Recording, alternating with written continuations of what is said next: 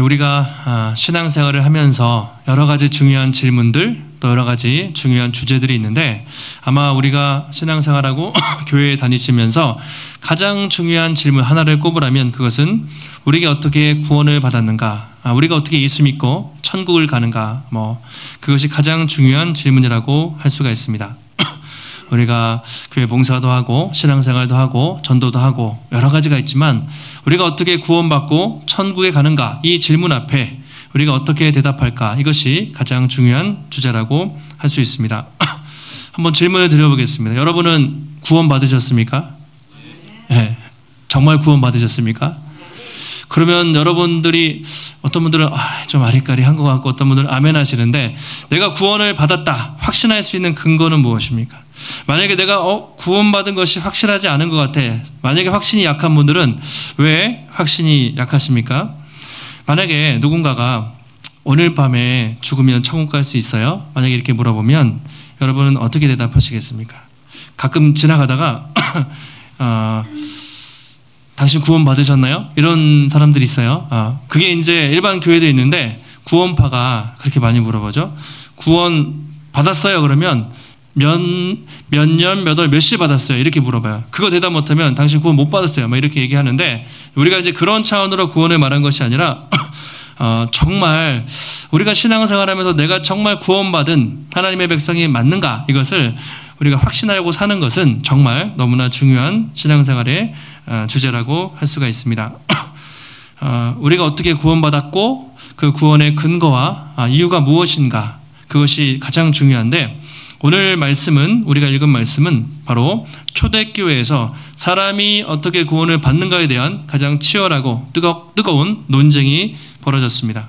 이 논쟁은 초대교회뿐만이 아니라 중세시대, 그리고 지금 기독교 2000년 역사 속에서 계속 진행이 되어 왔습니다. 사람은 어떻게 구원을 받는가? 예수 그리스도를 믿음으로 받는가? 인간의 행위와 노력과 그 어떤 것으로 받는가? 그렇다면 우리가 말하는 이 구원과 다른 종교에서 말하는 구원은 어떤 차이가 있는가? 그것을 우리가 잘 생각을 해볼 수가 있습니다.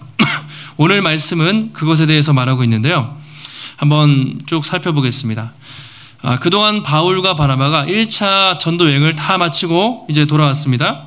안디옥 교회를 출발해서, 지도 많이 보셨으니까 한번 복습을 해보겠습니다. 머릿속에 항상 이제 이미지로 딱 기억을 하시면 좋은데, 그 정도는 아시죠? 안디옥 교회를 딱 출발해서 섬을 지났습니다. 어떤 섬입니까? 구브로, 이런 섬을 지났죠. 거기서 총독도 만나고 마술사도 만나고 배 타고 딱 가다가 이제 상륙을 했는데, 어디쯤 했냐면 버가, 기억나시나요? 버가. 근데 거기서 마가 요한이 저 못 해먹겠어요, 힘들어하고 돌아갔습니다. 그다음에 산맥을 넘었어요. 타우루스 산맥을 넘어서 간 것이 안디옥인데, 비시디아 안디옥. 이쪽은 수리아 안디옥이고 비시디아 안디옥. 복음 전하다가 쫓겨났습니다. 그래서 이고니온, 그리고 또 전하다가 쫓겨났습니다. 루스드라, 돌에 맞아서 거의 죽을 뻔했죠. 그리고 더베, 그리고 바울이 다시 왔던 것을 훑어가면서 이제 선교를 쭉 마치고 돌아와서 이제 안디옥 교회에서 선교 보고를 마치게 되죠. 그렇게 바울이 이제 돌아와서 어느 정도 시간이 흘렀던 것 같아요. 아마 1년 정도 지났던 것 같은데, 이제 초대교회 역사상 가장 뜨거운 논쟁이 벌어지게입니다. 그래서 이것으로 통해서 예루살렘에 사도들하고 막 종교 지도자들이 다 모여서 회의를 하게 됩니다. 그래서 오늘 이 예루살렘 공회, 또는 우리가 예루살렘 총회라고 표현해요. 1차 예루살렘 공회 또는 총회라고 말하는데, 이게 이제 1차 전도여행 끝나고 이제 2차 전도여행 사이에 있죠. 그리고 딱 15장이잖아요. 사도행전의 딱 중간에 위치해서 사도행전의 전반부와 후반부를 그렇게 가르는 중요한 분기점이 되는 것이 오늘 사건이다, 이렇게 말할 수가 있습니다. 자, 오늘 본문을 한번 보시면 사람들이 왔어요. 어떤 사람들이 주장을 펼칩니다. 이렇게 말하죠. 1절에 이렇게 말합니다. 같이 한번 읽어보실까요? 어떤 사람들이 유대로부터 내려와서 형제들을 가르치되, 너희가 모세의 법대로 할례를 받지 아니하면 능히 구원을 받지 못하리라 하니. 어떤 사람들이 주장했습니다. 여러분들이 모세의 율법대로 할례를 받지 않으면 능히 구원을 받지 못한다, 이 주장을 했던 것이죠. 이 말이 엄청난 논쟁을 불러일으켰어요. 어떤 사람들은 유대로부터 왔다고 그랬죠. 예루살렘에서 온 사람들인데 예루살렘에서 안디옥으로 싹 와가지고 그 사람들이 이제 주장을 했어요. 여러분들이 예수를 믿는 건 좋은데 믿음만으로 안 된다. 그래서 믿고 더하고 더해서 율법도 지키고 할례도 받아야 된다. 그렇게 주장을 했습니다. 이 사람들이 아마 출신이 누구냐면 바리새인들 중에 예수님을 믿었던 사람들 같아요. 그 사람들은 원래 할례를 받았고 율법을 지켰기 때문에 예수님 믿는 거 좋습니다. 그런데 그것만으로 안 되고 할례도 받고 율법을 지켜야 구원을 받습니다. 이렇게 주장을 했던 것이죠. 다시 말하면 예수님의 십자가의 복음으로는 부족하다. 그러니 여러분들의 할례와 행위와 노력이 선행되어야 된다. 그렇게 주장을 했던 것이죠. 이 주장은 당시에 초대교회 많은 사람들에게 이게 엄청난 헷갈리게 만든 혼란을 일으켰습니다. 지금까지 제자들은 사람들에게 어떻게 전했습니까? 오직 예수 그리스도를 믿음으로 그분의 십자가의 은혜로 구원을 받는다. 이 복음을 전했는데 갑자기 할례를 받고 율법을 지켜야 구원을 받는다. 이게 이제 엄청나게 충돌을 한 것이죠. 그러니까 이건 이제 기독교의 근간을 뿌리채 흔드는 엄청난 이제 주장들이었어요. 우리는 유대인이 아니니까 우리 이제 이방인이잖아요. 그래서 율법도 모르고 할례도 모르지만 당시 유대인들에게 율법과 할례는요 정말 최고의 프라이드. 할례는 언제부터 했습니까? 아브라함 때부터 했죠. 1500년 이상 수천 년 동안 할례를 받아온 우리 유대인의 이 혈통. 그리고 율법은 언제 받았습니까? 모세로부터 시내산에서 받았잖아요. 하나님의 백성으로 율법이 있다. 엄청난 자랑이었어요. 그래서 예수를 믿는 것만으로 안 되고 율법도 지키고 할례를 해야 된다. 이제 그렇게 주장을 했습니다. 이제 그것을 우리가 유대주의자라고도 말해요. 율법을 지켜서 율법의 행위로 의롭다 하심을 받는다. 이렇게 했던 주장들이 나타난 것이죠. 네, 사도들이 여러분 이 말을 듣고 가만히 있을 수가 있습니까? 그동안 사도들이 가르쳤던 것과 완전히 배치되는, 그렇죠? 복음을 흔드는 이단적인 주장이에요. 다시 유대교로 돌아가는 엄청난 주장을 그들이 펼쳤던 것이죠. 그래서 바울하고 바나바가 안디옥에서 가만히 안 있었죠. 막 엄청나게 논쟁을 했어요. 아마 멱살 잡고 그들과 그 씨름을 했던 것 같아요. 그런데 결론이 안 나니까 이렇게 한 거예요. 안디옥 교회에서 자 그러면 이 문제를 가지고 예루살렘 교회에 가서 이 문제를 논의하고 해결을 짓자. 그들이 이렇게 논의를 하기 시작한 것이죠. 그래서 이제 두 사람이 파송을 받아서 예루살렘 교회로 가게 됩니다. 그렇게 해서 오늘 예루살렘 공회라는 것이 이제 개최가 되는데요. 요 말씀의 배경은 갈라디아서 2장과 연결이 되어 있어요. 갈라디아서 2장. 여러분 갈라디아서를 보시면 우리가 바울이 편지를 쓸 때 항상 고린도 교회, 빌립보 교회, 로마 교회 항상 어떻게 합니까?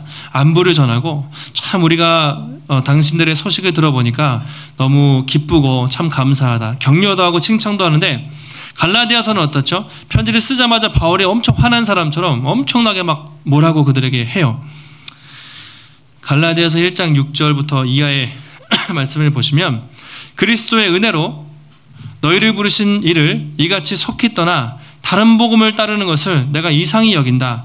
다른 복음은 없나니 어떤 사람들이 너희를 교란하여 그리스도의 복음을 변하게 하려 함이라. 그러나 우리 혹은 하늘로부터 온 천사라도 우리가 너희에게 전한 복음 외에 다른 복음을 전하면 뭐라고 하죠? 저주를 받을지어다 하면서 바울이 엄청나게 갈라디아 교회에 강력하게 편지를 써요. 배경이 어떻게 되냐면요. 바로 비시디아, 안디옥, 루스드라, 이고니온이 갈라디아예요. 갈라디아 지방인데 그들이 처음에는 바울로부터 복음을 받았는데 이런 유대주의자들의 얘기를 듣고 아 그렇구나. 믿음으로만 구원받는 게 아니라 할례도 받고 또 율법을 지켜야 구원받는구나. 거기에 혹했던 거예요. 그러니까 바울이 너무 답답하고 화가 나서 정말 갈라디아서 편지를 써가지고 절대로 그러면 안 된다. 예수 그리스도를 믿음으로 구원받는다. 그것을 가르치기 위해서 갈라디아서를 쓴 것이죠. 그러니까 바울이 원래 흥분하는 사람이 아니잖아요. 되게 인자하고 온유한 사람인데 갈라디아서 교회 편지를 쓸 때는 엄청나게 그렇게 얘기해요. 그것은 예수님의 십자가를 아주 뿌리채 흔들어버리는 이단적인 주장이었기 때문에 다른 복음은 절대 안 된다. 순수하게 100% 복음, 1%라도 복음이 변질되면 안 됐기 때문에 바울이 그렇게 강하게 편지를 쓰고 있습니다. 그래서 이 복음하고요, 이 율법의 문제는 정말 초대교회에 아주 심각한 문제였던 것 같아요. 갈라디아서 2장에 보면 또 재밌는 내용이 나와요. 바울이 베드로를 되게 막 디스해요. 막 이렇게 뭐랄까요? 책망하는 장면이 나와요. 당시에 베드로는 예루살렘의 가장 유력한 높은 지도자였고 바울은 그 정도 급이 안 됐거든요. 그런데 대사도 베드로에게 잘못한 것을 책망을 하는데 이런 내용이 있었던 것 같아요. 베드로가 이제 어느 날 안디옥에 가가지고 이방인들하고 같이 밥을 먹고 식사를 했어요. 그러니까 예전에는 이방인들과 접촉이 금지됐잖아요. 근데 차별 없는 시대이기 때문에 같이 밥을 먹었는데 베드로가 예루살렘에서 유대인들이 온다는 얘기를 듣고 밥 먹다가 조용히 숟가락을 놓고 자리를 탁 피했던 거예요. 그걸 보면서 바울이 그것은 완전히 복음의 정신에 위배되는 잘못된 행동이다 이렇게 책망을 하는 장면이 갈라디아서 2절에 나와요. 베드로가 같이 이방인들하고 식사하다가 왜 조용히 이렇게 도망갔을까요? 두려웠기 때문이죠. 그는 여전히 복음을 전했지만 이방인들도 차별 없다는 것에 대해서 자기가 그렇게 말했지만 실제로 그런 상황이 되니까 유대인들에게 욕먹을까 봐 조용히 자리를 피했던 거예요. 그래서 바울이 그건 안 된다. 그거는 분명히 잘못된다. 만약에 그 소문이 퍼지면 안디옥 교회 사람들이 얼마나 상처를 받겠어요. 그리고 이방인과 유대인의 차별이 없다는 복음이 이제 흔들리기 때문에 이제 바울이 베드로를 엄청나게 책망해요. 그리고 그때 바나바도 그 외식에 유혹되었다고 말해요. 그러니까 베드로가 쓱 나갈 때 바나바도 쓱 피한 거예요. 근데 바나바가 누굽니까? 바울하고 같이 복음을 전했던 사람인데 바나바도 그 유혹에 흔들린 만큼 그 당시에 이 이방인과 접촉하는 것, 겉으로는 차별이 없다고 말하지만 뒤에서는 차별하고 있는 그런 모습들이 초대교회 안에 많이 있었던 것이죠.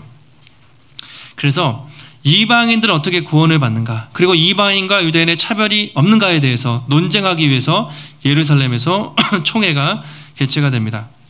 그러니까 이제 바울하고 바나바가 가잖아요. 그러니까 안디옥 교회에서 상의한 게 아니라 예루살렘 교회로 간 거잖아요. 그것은 그만큼 예루살렘 교회가 권위가 있다는 것을 알 수 있죠.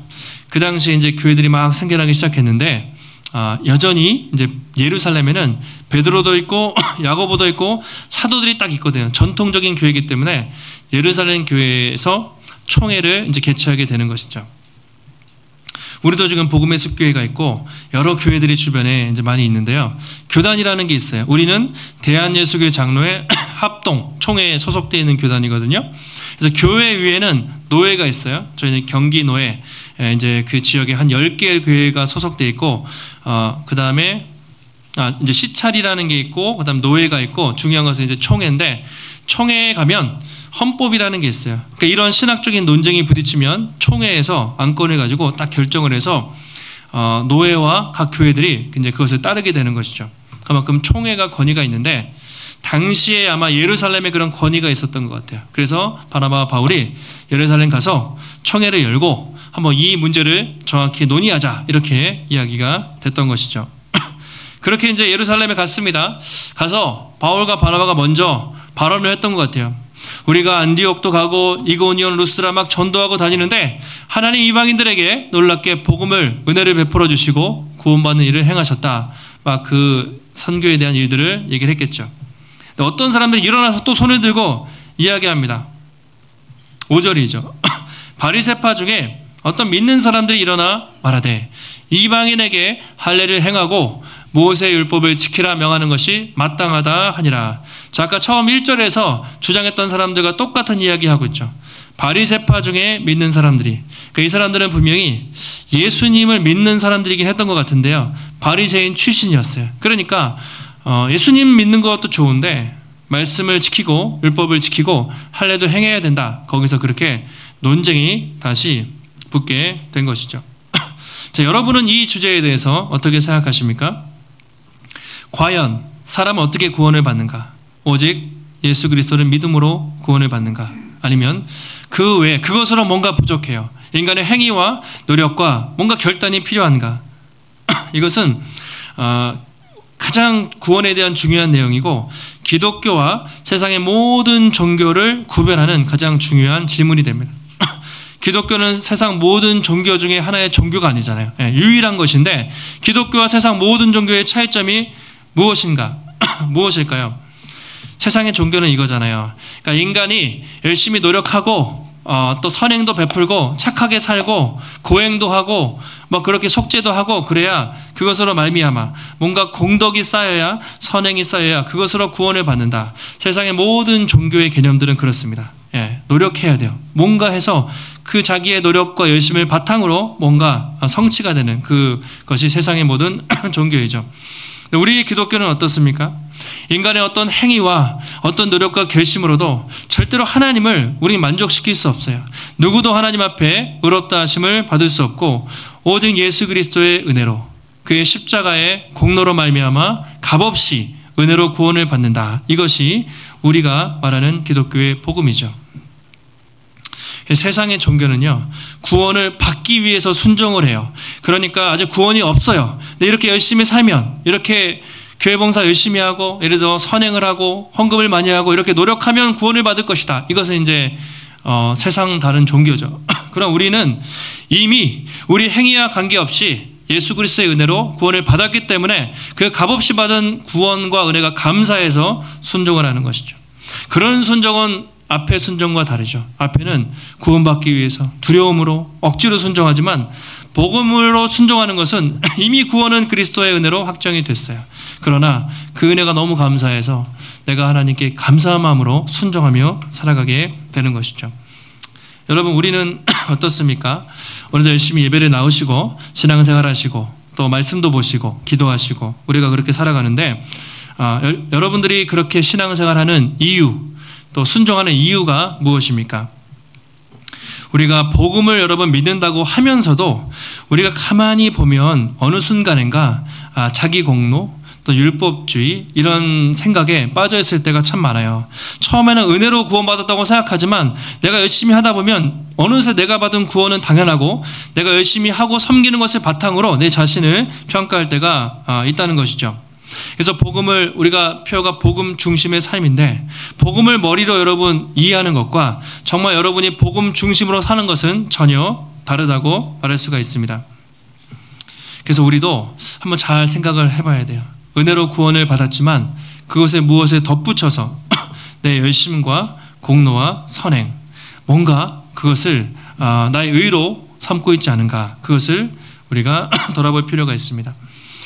겉으로는 잘 몰라요. 종교적으로 열심히 하는 사람과 복음으로 열심히 하는 사람은 잘 몰라요. 그러나 마음의 동기를 보면 우리가 알 수 있어요. 그리고 여러분 복음 중심으로 살고 있는가 내가 형식적으로 종교적으로 살고 있는가는 여러분의 삶에 기쁨이 있는가 감사가 있는가를 보면 알 수 있어요. 저는 주일날 예배를 드릴 때마다 여러분의 얼굴 표정을 봅니다. 오늘 어떤 마음으로 나오셨을까. 정말 오늘도 이 자리에 예배 드리는 것이 정말 그리고 우리가 복음을 믿고 또 하나님 위해 사는 것이 정말 기쁨으로 사는가 그것을 보면 알 수가 있는 것이죠. 여러분 종교 생활하는 사람들은 기쁨이 없어요. 형식적으로 사는데 얼마나 재미가 없겠어요. 그렇게 해야 되는데. 근데 복음은 이미 구원이 확정이 됐어요. 이미 값없이 구원을 받았기 때문에 너무 감사해서 여러분이 봉사하고 생활한다면 그것이 얼마나 큰 은혜와 기쁨이 됐겠습니까? 사람들이 이렇게 생각해요. 어느 때는 내가 열심히 살고 내가 신앙생활 열심히 하고 막 봉사를 해요. 그러면 내가 좀 괜찮은 사람 같아요. 그때는 막 구원의 확신이 팍팍 들어요. 난 구원에 확신해. 근데 어느 순간인가 예를 들어 여러분이 그 한 주간 요즘 삶이 너무 슬럼프에 빠졌어요. 너무 무너졌어요. 죄 가운데 넘어지고 막 열심히 안 해요. 그러면 내가 너무 막 초라해 보이고 내가 별로 나쁜 사람 같고 구원의 확신이 막 흔들릴 때가 여러분 그런 생각이 들 때가 있지 않으십니까? 그렇다면 우리 이렇게 생각하는 거죠. 우리의 구원의 근거를 복음에 예수 그리스도에 두지 않고 내 공로에, 내 삶에, 내 경험에, 내 감정에 두고 있기 때문에 그런 것입니다. 내 모습을 보면 우린 늘 흔들려요. 우리가 얼마나 잘하면 잘하겠어요. 또 못하다가도 잘하고 잘하다가도 못하죠. 복음이 아니면 우린 조금만 잘하면 어깨에 뽕이 들어가서 되게 막 내가 교만하고 내가 이 정도는 해 이렇게 생각해요. 또 조금만 못하면 나는 그렇지 나는 역시 안 돼 되게 자책하고 되게 위축됩니다. 그러나 복음으로 하는 사람은요 되게 열심히 하면서도 참 겸손해요. 내가 은혜로 하는 것이기 때문에 내가 좀 실수하고 넘어져도 위축되지 않아요. 주님이 나를 다시 일으켜 주실 것을 믿기 때문에. 그래서 이 구원의 근거를 항상 복음에 두고 있는가, 예수 그리스도의 십자가에 두고 있는가, 나에게 두고 있는가, 이것을 우리가 잘 살펴보시기 바랍니다. 여러분, 오늘 성경은 말하죠. 우리의 구원이 나의 감정에 따라 우리의 구원의 확신이 흔들린다면 얼마나 불안하겠습니까? 내 열심, 내 노력에 달려있는 것이 아니라 오직 예수 그리스도의 십자가와 변함없는 그 사랑에 근거해 있다는 것을 여러분 믿으시고, 복음을 붙잡고 복음 안에서 흔들리지 마시고 구원의 확신을 날마다 예수 그리스도 안에서 담대하게 붙잡으시는 우리 성도님들이 되시기를 예수님의 이름으로 축원합니다. 사도들이 이제 논쟁이 막 벌어졌습니다. 바울과 바나바가 이쪽에서 막 얘기해요. 예수를 믿음으로 받는다. 바리새파들은 아니다, 율법도 지키고 할례도 바라야 된다, 막 얘기합니다. 그때 딱 한 사람이 등장해요. 딱 이제 잠재웁니다. 누가 등장합니까? 바로 베드로가 딱 일어서 가지고 손 들고, 이제 베드로가 그 당시에 가장 권위 있는 사도였기 때문에 베드로가 딱 잠잠시키고 평정을 시켜요. 자, 7절 이하의 말씀은 베드로가 일어나서 그들에 대해서 반박하는 말씀이 되겠습니다. 자, 7절, 8절, 9절을 보시면 이렇게 말하죠. 많은 변론이 있은 후에 베드로가 일어나서 말했습니다. 형제들아, 너희도 알거니와 하나님이 이방인들로 내 입에서 복음의 말씀을 들어 믿게 하시려고 오래전부터 너희 가운데서 나를 택하시고, 또 마음을 아시는 하나님이 우리에게와 같이 그들에게도 성령을 주어 증언하시고 믿음으로 그들의 마음을 깨끗이 하사 그들이나 우리나 차별하지 아니하셨다. 이 이야기를 딱 일어나서 말한 것이죠. 요약하면 세 가지로 요약할 수 있어요. 베드로의 말이 하나님이 이방인들에게 복음을 전하기 위해서 나를 택하셨다. 그리고 하나님이 이방인들에게도 이제 성령을 주셨다. 그러므로 유대인이나 이방인이나 이제 더 이상 차별이 없다. 이 얘기를 베드로가 한 거예요. 근데 베드로도 원래 그런 사람이 아니었습니다. 베드로도 원래 이방인들을 차별했던 사람인데 베드로의 생각이 완전히 바뀌게 된 경험이 있죠. 계기가 있습니다. 언제죠?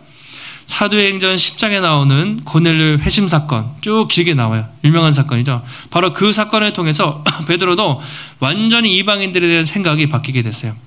예전에는 베드로도 이방인들과 상종 못해, 이방인들에겐 절대 구원이 없다, 그렇게 생각을 했습니다. 근데 어느 날 환상을 보잖아요. 배고파가지고 지붕에 올라가 있는데 베드로가 환상을 봅니다.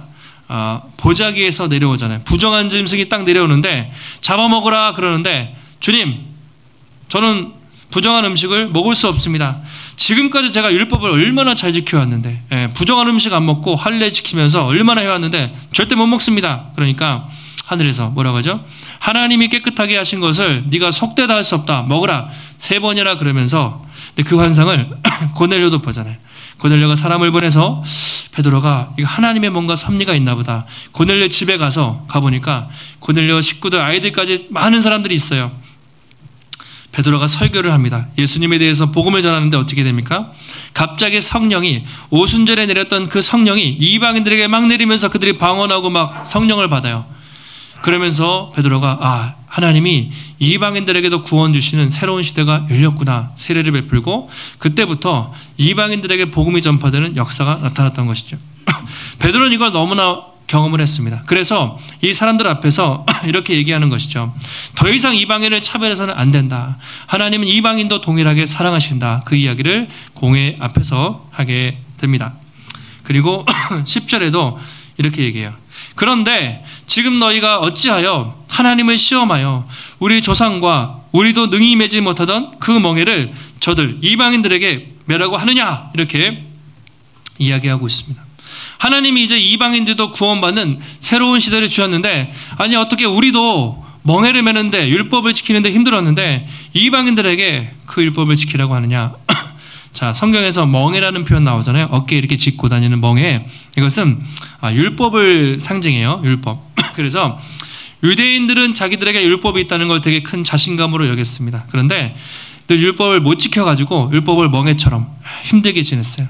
예수님이 수고하고 무거운 짐진 자들아 다 내게로 오라, 내가 너희를 쉬게 하리라, 이 얘기하죠.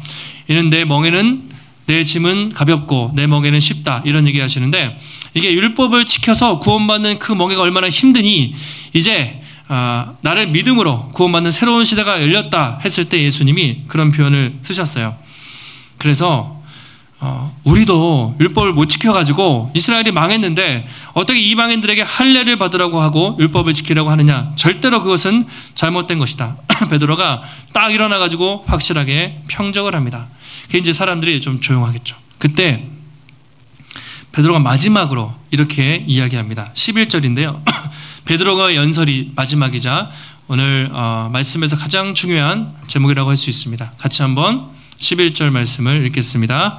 그러나 우리는 그들이 우리와 동일하게 주 예수의 은혜로 구원받는 줄을 믿노라 하니라. 아멘. 자, 뭐라고 말하죠? 우리는 그들, 이방인들도 우리 유대인들과 동일하게 어떻게 구원받는다고요? 주 예수의 은혜로 구원받는 줄을 믿노라. 꽝꽝꽝 이렇게 이제 여기서 마무리하는 겁니다. 베드로가 되게 멋있어요. 그렇죠? 이 말을 딱 하고 이제 더 이상 사도행전에 베드로가 등장하지 않거든요. 마지막 딱 멋지게 말하고 딱 빠지게 됩니다. 자, 그러나 우리는 유대인들, 이방인들도 우리와 동일하게 주 예수의 은혜로 구원받는 줄을 믿노라. 네. 사람이 율법이나 할례나 인간의 노력이나 어떤 행위로 구원받는 것이 아니라 오직 예수 그리스도의 십자가의 사랑, 그 은혜로 구원받는다. 그렇게 말하고 있습니다. 여러분, 이 말씀이 왜 중요했을까요? 만약에 사도들이 그 논란에서 졌어요. 정말 예수를 믿음으로는 부족하고 만약에 정말 율법을 지키고 할례를 받아야 구원이 있다라고 거기에 만약에 넘어갔으면 교회가 얼마나 흔들렸겠습니까? 그렇게 됐다면 예수님이 십자가에 죽으시고 부활한 건 아무 의미가 없어지는 거예요. 이거 엄청난 사건이 되는 것입니다. 그러니까 교회가 엄청난 위기에 빠질 뻔한 것이죠. 정말 교회의 위기는 박해를 당하고 어려워서 위기가 아니라 하나님의 복음을 놓치면 위기에 빠지는데 결정적인 위기에 빠지게 된 것이죠. 그래서 그들은 강력하게 다른 복음은 없다. 예수 그리스도를 믿음으로 구원받는 것 외에는 다른 복음이 없다라고 강하게 이야기를 하고 있습니다. 그리고 나중에 야고보가 뒤에 나와요. 야고보 서더가 딱 나와가지고 마무리를 합니다.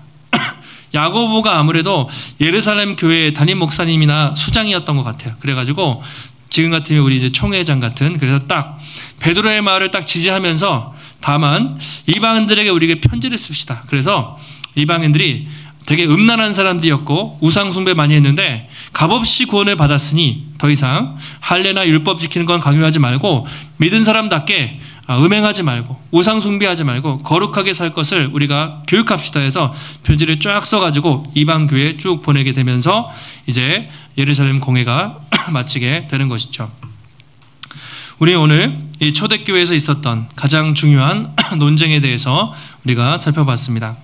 여기서는 일단락 되지만 이게 이제 바울이 2차, 3차 전도여행 가는데 가는 곳마다 이런 사람들이 계속 나타난 거예요. 율법을 지켜야 된다, 할례 받아야 된다, 계속해서 나타납니다. 그래서 바울이 가는 곳마다 갈라디아서를 썼잖아요. 로마서를 써가지고 아니다, 오직 예수 그리스도를 믿음으로 구원받는다. 그래서 이신층이 믿음으로 구원받는 이야기를 계속해서 말하게 됩니다. 자, 갈라디아서 2장 16절에 이렇게 얘기하죠. 잘 아시는 말씀이죠.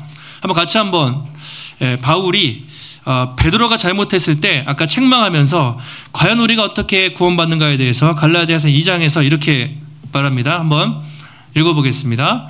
사람이 의롭게 되는 것은 율법의 행위로 말미암음이 아니요 오직 예수 그리스도를 믿음으로 말미암은 줄 알므로 우리도 그리스도 예수를 믿나니 이는 우리가 율법의 행위로서가 아니고 그리스도를 믿음으로써 의롭다함을 얻으려 함이라. 율법의 행위로서는 의롭다함을 얻을 육체가 없느니라. 아멘. 그렇죠. 사람이 의롭게 되는 것은 정말 인간이 아무리 율법을 지킨다 해도 그것으로 의롭다함을 받을 수가 없기에 오직 예수 그리스도를 믿음으로만 우리가 구원을 받는다라고 말하고 있습니다. 로마서에도 비슷한 얘기예요. 로마 교회에 편지를 쓰면서도 복음을 전하죠. 모든 사람이 죄를 범하였음에 하나님의 영광에 이르지 못하더니, 그 말은 누구라도 아무리 율법을 완전히 지키는 사람이라도 하나님을 충족시킬 수 없어요. 인간의 행위로 하나님께 나아갈 수 없기 때문에 그리스도 예수 안에 있는 성령으로 말미암아 하나님의 은혜로 값없이 의롭다 하심을 얻은 자 되었느니라. 3장 28절 이렇게 말하고 있습니다. 이것도 비슷한 구절이에요. 같이 한번 읽겠습니다.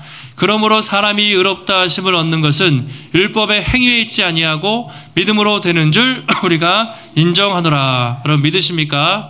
왜 바울이 계속 믿음으로 구원받는 이야기를 많이 했는지 아시겠죠? 그 당시에 배경이 그랬어요. 믿음만으로는 안 된다. 행위로 인간의 선행과 노력과 열심이 필요하다. 그렇게 주장했을 때 아니다. 100% 예수 그리스도의 십자가 대속의 은혜로 구원받는다. 그 복음을 사도들이 전했던 것이죠. 서두에 말씀드린 것처럼 우리가 어떻게 구원받는가? 네. 오직 예수 그리스도를 믿음으로 받는가? 믿음 외에 더 무엇이 필요한가? 여러분, 이 주제는 초대교회뿐만 아니라 정확히 1500년 뒤에 종교 중세 시대에도 이렇게 있어요. 16세기에 이제 우리가 종교 개혁을 하잖아요. 마틴 루터 종교 개혁을 할 때 당시 로마 카톨릭이 그런 상황이었습니다. 유대주의자들처럼 예수 그리스도를 믿음으로만 구원받는 것이 아니라 공로, 선행, 노력이 필요했어요. 그래서 연옥이라는 교리를 만들었어요. 믿음으로 천국에 가는 것이 아니라 어느 정도 공덕이 쌓여야 돼요. 그래서 하나님의 은혜도 필요하지만 인간의 공덕이 덧붙여져야 연옥에서 천국에 갈 수 있다는 마음대로 교리를 만들어내서 그들이 타락을 했던 것이죠. 심지어 면죄부, 죄를 사하기 위해서는 헌금을 많이 내야 된다. 헌금을 거두면서 교회 성전을 건축하는 엄청난 타락을, 이단적인 일을 했을 때 우리 신앙의 선배들이 그것에 대항해서 종교개혁을 일으켰던 것이죠. 그래서 루터나 칼뱅이 이런 얘기잖아요. 우리가 오직 믿음, 오직 예수, 오직 은혜를 말하는 것이 그 당시에는 오직 믿음만이 아니었어요. 오직 행위도 중요했고 예수 그리스도만이 아니라 교회의 전통이 중요했고 교황의 말이 중요했기 때문에 그런 거 다 중요하지 않고 오직 믿음으로만 구원받고 오직 은혜로만 구원받고 오직 하나님의 영광이 중요하다. 그렇게 우리 신앙의 선배들이 종교개혁을 했던 것이죠. 그래서 이제 이런 표현을 썼어요. 루터가 칭의, 그러니까 의롭다 하심을 받는 것, 다시 말하면 구원받는 것은 교회가 서고 넘어지는 기둥 같은 교리다, 이런 표현을 썼어요. 이 칭의, 이 복음은 교회가 서고 넘어지는, 교회가 만약에 여기서 벗어나면 조금이라도 변질되면 인간의 행위와 공로가 들어가면 교회는 완전히 무너져 버리는 거예요. 그래서 이 복음을 지키기 위해서 우리 신앙의 선배들이 수천 년 동안 힘써 싸워 왔던 것이죠. 여러분, 지금도 한번 잘 보십시오. 세상에 수많은 종교들이 있습니다. 겉모습은 제각기 다르지만 그 당시 초대교회나 중세교회처럼 십자가를 부정하고 인간의 공로와 행위를 주장하는 많은 종교들이 있습니다.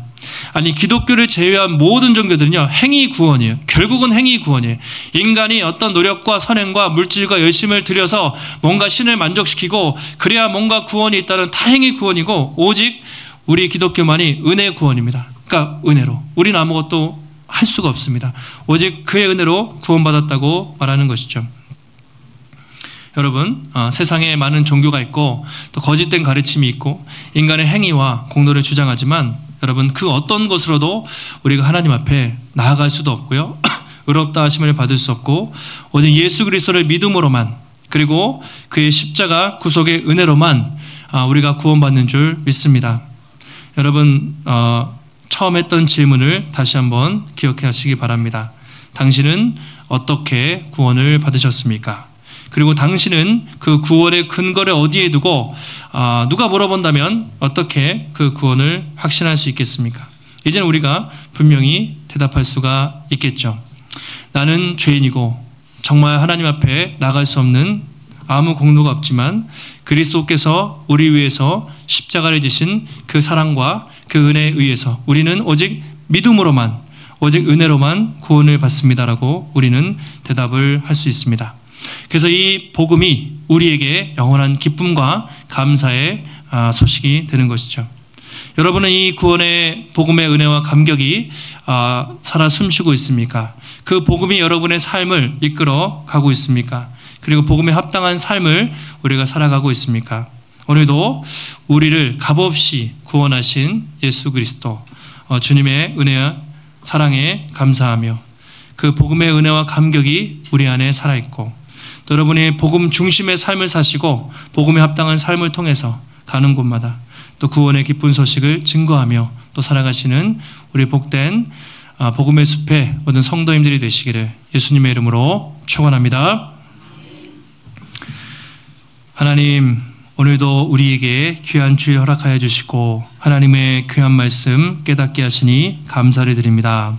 하나님, 어떤 사람들이 예수 그리스도 믿는 것만으로 부족하고 하나님 율법도 지키고 인간의 행위와 노력이 필요하다고 말했지만, 하나님, 모든 사람이 죄를 범하였음에 하나님의 영광에 이를 수 없고 누구도 주님의 그 은혜와 십자가 복음 외에는 구원받을 길이 없습니다. 하나님, 우리를 택하셔서 하나님 값없이 하나님의 자녀 삼아주시고 영원한 생명 주신 예수 그리스도의 그 사랑과 은혜를 기억하며 날마다 그 복음의 은혜와 감격 속에서 우리에게 주어진 삶을 또 신실하게 잘 감당할 수 있는 우리 모두가 될 수 있도록 하나님 붙잡아 주시옵소서.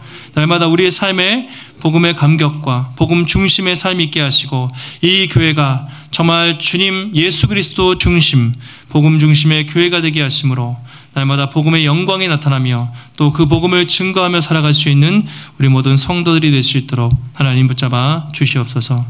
오늘도 주님 앞에 나올 때 우리의 마음과 정성을 다해 주님 귀한 예물 드렸습니다.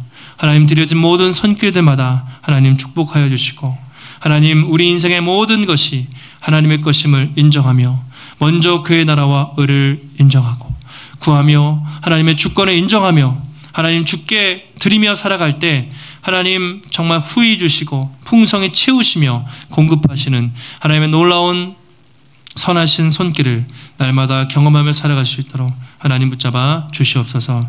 한 주간도 복음으로 승리케 하시기를 간구하오며 예수님의 이름으로 기도하옵나이다. 아멘.